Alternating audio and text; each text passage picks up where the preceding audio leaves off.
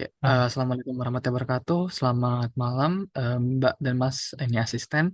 Di sini kami bakal melakukan presentasi perihal ini ya, kelompok PPT yang kedua. Nah, sebelum itu perkenalkan kami dari kelompok dua. Mungkin dari teman-teman aku mewakili untuk perkenalan dirinya. Yang pertama ada saya sendiri yaitu Muhammad Rifki Ma'ruf, kemudian ada Ahmad Fatih Ramadhani, dan terakhir ada Mas Raffi Budi gitu. Oke, mungkin bisa next.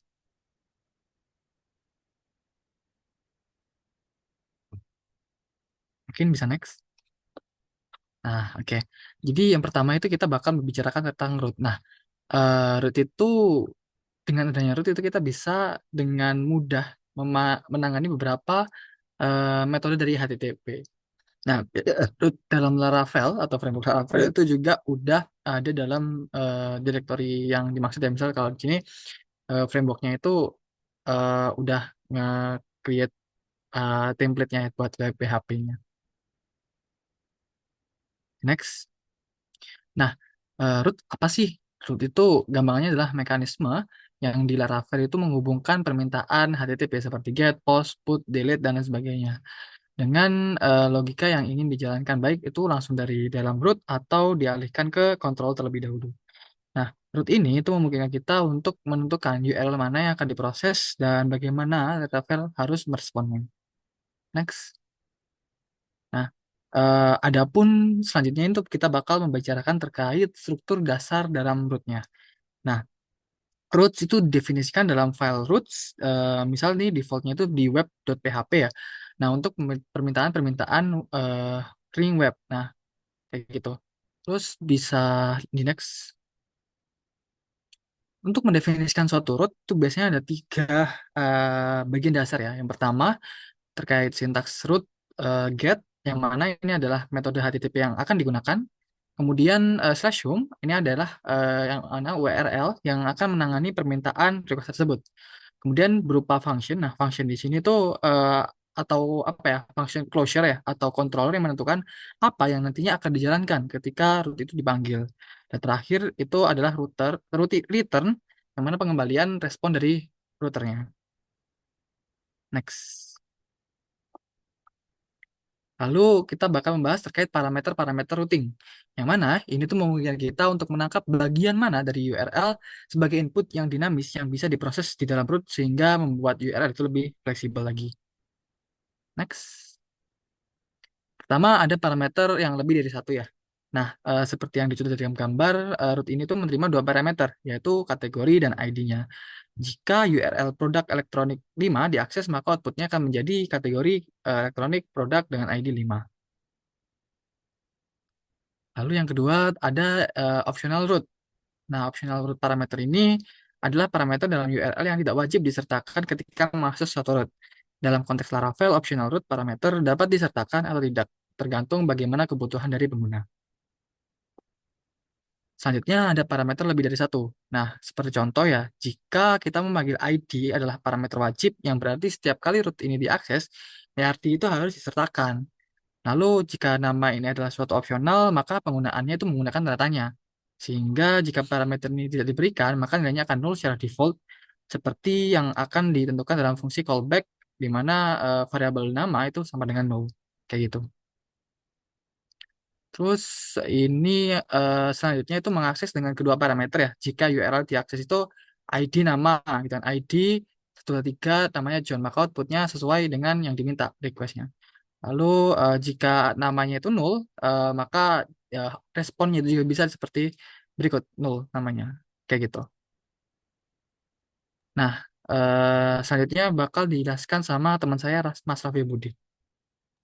Selanjutnya ada optional root parameter with default. Selain opsional, parameter root juga bisa diberikan nilai default. Ini berguna ketika pengguna tidak memberikan parameternya, tetapi ingin menggunakan nilai default yang telah didefinisikan. Next. Ini parameter lebih dari satu. Parameter ini wajib disertakan setiap kali rute diakses. Jadi URL-nya harus menyertakan ID-nya. Lalu parameter ini opsional karena menggunakan tanda tanya. Jika tidak diberikan, maka akan menggunakan nilai default, yaitu ini seperti di tag di kodenya ITS. Nilai default ditentukan dalam fungsi callback dengan nama ITS. Lalu mengakses dengan kedua parameter ID dan nama. Jika URL yang diakses adalah ID 123 John, maka outputnya akan seperti ini. ID sama dengan 123, nama sama dengan John. Lalu jika URL yang diakses adalah ID 123, maka outputnya ID 123 namanya akan keluar ITS. Karena parameter nama tidak disertakan dan defaultnya ITS. Lalu ini melihat routing Laravel. Yang perintah check root. Pastikan di directory dari Laravelnya. Contoh di ini memakai SAM di htdocs. Kalau diketikkan PHP artisan root list akan keluar seperti ini, gambar ini. Hal yang perlu diperhatikan dalam membuat routing pada Laravel adalah penentuan HTTP verbnya, arah rootnya kemana dan menggunakan closure atau mengarahkan langsung ke metode pada controller. Selanjutnya akan dijelaskan oleh Fatih. Oke, selanjutnya kita akan mempelajari tentang get dan post atau metode yang biasa dipakai untuk routing dalam HTTP. Metode get dan post sendiri itu pertama bisa dilihat di sini di rootnya. Itu ada get, postnya nggak ada di bawah, tapi intinya ada seperti itu. Bisa di routing. Nah, untuk get sendiri eh, itu adalah istilahnya metode dari HTTP default, protokol default untuk mengambil data dari server. Nah, sebenarnya umumnya ini tuh berbentuk URL. Jadi misalnya kayak di atas ada HTTP apa itu, kalau misalnya pakai get biasanya ditulis itu semua. Misalnya kita nulis eh, saya satu tambah satu gitu, hasilnya dua. Ntar jadi di URL ada satu per satu sama dengan dua gitu. Nah, ini ada istilahnya kayak format pakai pasangan key value, pakai tanda N dipisahkannya. Nah, ini ntar biasanya muncul di URL. Nah, kalau di dalam Blade itu biasanya pakai istilahnya ada formatnya sendiri gitu. Nah, ini adalah contoh penggunaan get di dalam Blade. Eh, jadi dia masuk dari ini class root. Terus ini parameternya tadi dijelasin sama teman-teman saya sudah. Ada pegawai, ini ada controllernya, sama ini ada return ya. Jadi ini apa? URL-nya. Kemudian untuk post, perbedaannya dari get adalah post ini kebalikannya. Jadi kalau tadi kan ini ya, eh istilahnya minta data, kalau ini mengirim data. Ya atau ya ini mengirim data keluar atau ke dalam.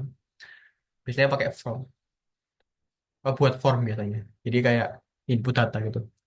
Nah, dalam Blade ini biasanya pakai eh, tipe data request, terus namanya biasanya objeknya request pakai apa namanya dollar sign gini. Nah, yang bagus dari post ini adalah ada proteksi CSRF, CSR, CSRF-nya atau cross-site request forgery, kayak SQL injection dan sebagainya. Ini contohnya penggunaan post dari sini. Ini kan eh, implementasi search bar. Jadi ada search bar nanti di view-nya yang mengembalikan istilahnya string yang dicari. Kemudian dari sini masukin ke variabel filter. Nah, ini ada dari index ini. Filter ini ngambil dari request. Request ini istilahnya kayak penggunaan post dalam Laravel seperti itu. Atau dalam Blade. Sebelumnya ini ada kombinasinya. Cara menggunakannya adalah pertama di view-nya dilempar dulu. Kayak ini ada button untuk menuju ke employee pakai URL pegawai. Kemudian diambil terus ditangkap oleh get dalam apa ininya routernya terus ngarahin ke controller apa yang harus dilakukan seperti itu.